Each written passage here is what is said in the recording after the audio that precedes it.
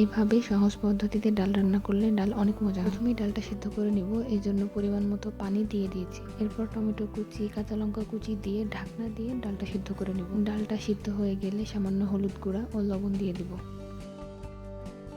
এরপর ডাল ঘুটনি দিয়ে ডালটা ভালো করে ঘুটে নিব। ডালটা ভালো করে ঘোটা হয়ে গেলে গরম পানি দিয়ে দেব। গরম পানি অ্যাড করার পরে ডালটা কিছুক্ষণ আমরা ফুটিয়ে নেব। এরপর ফোড়নে জিরা, শুকনো লঙ্কা আর তেজপাতা দিয়ে দেব। সুন্দর একটা ঘ্রাণ যখন বেরিয়ে আসবে তখন আমরা পেঁয়াজ কুচি, রসুন কুচি দিয়ে দেব। পেঁয়াজ রসুন ভাজা হয়ে গেলে ডালটা ঢেলে দেব। এখন আবার ডালটা কিছুক্ষণের জন্য ফুটিয়ে নিব।